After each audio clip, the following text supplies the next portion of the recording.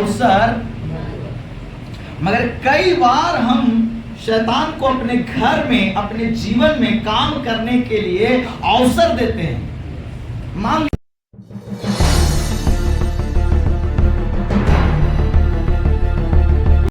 खड़ा है, कोई आएगा मुझे मजदूरी में लेके जाएगा तो दिन भर का मजदूरी पाऊंगा, काम करूंगा।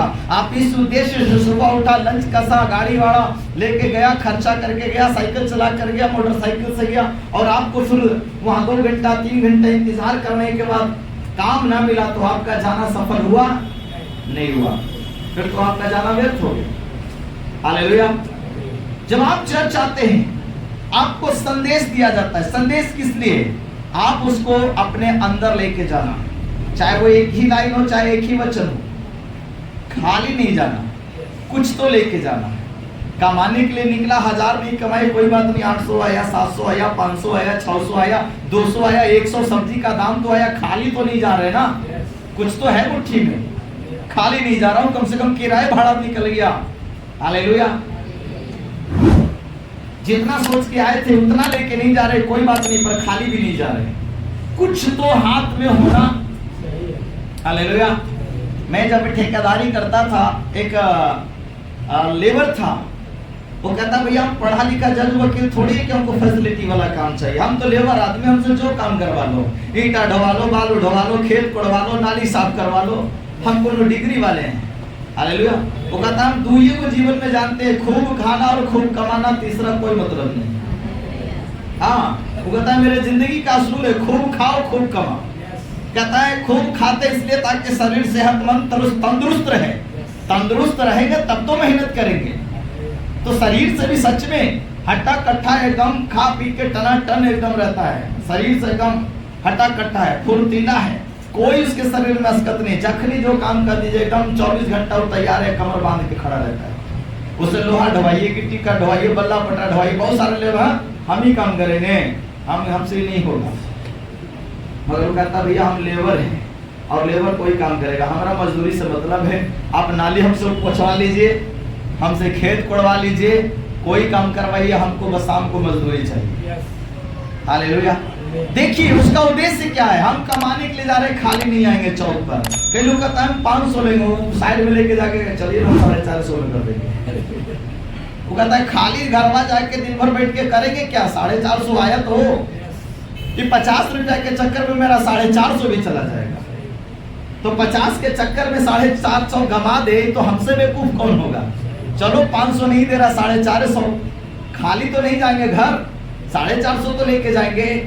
ये समझदारी है, ये बुद्धि है। मगर कई लोग 50 के चक्कर में वो 450 भी खो देता है। नहीं हम 500 लेंगे तबे जाएंगे, देना है तो दीजिए, न तो मत दीजिए, जाइए आपके जैसा ढेर मालिक मिलेगा, बैठे रहो छोड़। हालेलुया। आएगा कि नहीं आएगा पता नहीं। समझ रहे हैं? समझदारी किस में है? अपना समझ। हालेलुया। यीशु ने कहा शैतान को अवसर, मगर कई बार हम शैतान को अपने घर में, अपने जीवन में काम करने के लिए अवसर देते हैं। मान लीजिए आप चल रहे हैं, किसी का कार लगा है, आप वो लोहा सा हाथ में कुछ भी ऐसे लाइन खींच दीजिए, तो आपने क्या किया है, कार मालिक को न्योता दिया, आओ 2-4 झापड़ हमको लगाओ। हाँ, जानबूझकर आप ये गलती किया है। हालेलुया। घर में आपको पता है ये पति ऐसा काम देखने से बोलेगा, मगर आप वही काम करके रखेंगे तो बोलेगा। हालेलुया। समझदारी ये कहता है कि शाम को खाना बना लेना है, मगर आप रात को 10 बजे शुरू कीजिएगा तो झगड़ा तो ऑटोमेटिक होगा। ये कौन सा टाइम है भाई खाना बनाने का, कौन सा टाइम है, क्या कर रहे थे, कौन सी नौकरी पे था। अगर नौकरी वाला आदमी तो समझ में आता है कि रात में अभी 10 बजे ये भी क्या तो बनाता पहले कहाँ से, अभी आया तो भी बना रहा है। मगर ये लापरवाही, आप शैतान को अपने जिम्मेदारी से पीछे भाग रहे हैं, अपने काम से आप पीछे भाग रहे हैं, या अपनी जिम्मेदारी से पीछे जा रहे हैं। तो वचन कहता है शैतान को अवसर ना दो। अब आ बैल मुझे मार वाला कहानी कीजिएगा तो होगा ही। हालेलुया। तो पहले ही प्रभु ने कहा शैतान को अवसर ना दो। हालेलुया। समझदारी से घर चलता है, समझदारी से आपका जीवन चलता है, समझदारी से एक एक बात सब कुछ आपके जीवन में ठीक ठाक रहेगा।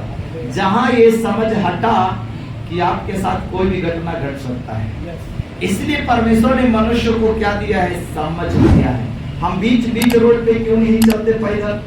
हमारे अंदर समझ है कि कोई गाड़ी वाला आएगा और उड़ा के चला जाएगा, या तो कोई आदमी हमें देखेगा तो कहेगा पागल है, बीच रास्ता में चल रहा है। हालेलुया। या तो फिर कोई गाड़ी वाला गाड़ी रोक के 2-4 हाथ लेके आपका दिमाग ठीक कर देगा। नहीं ठीक है तो फिर ठीक करेगा। तो आप उसको निमंत्रण दे रहे कि वो आपको आए, बोले, डांटे, मारे या कुछ भी करे। आप ऐसा जानबूझ के करें तो वो करेगा। मगर आप ऑलरेडी रास्ता किनारे चल रहे तो आपको कोई कुछ नहीं बोले, आप अपने जगह पे सही जा रहे। हालेलुया। तो चांस बड़ा कम है कि लोग आपको दोषी ठहराए और बेवकूफ बोले और आपके साथ गलत करें। मगर जब आप मौका देंगे तो आपके साथ कुछ भी हो सकता है। वचन हम तो बार बार सुनते हैं, कई बार सुनते हैं, मगर आप वचन के अंदर लेके क्या जाते हैं? वचन आपके अंदर जाता है या नहीं जाता है? याद रखिए, जब खेत में बीज होगा तभी फल आएगा।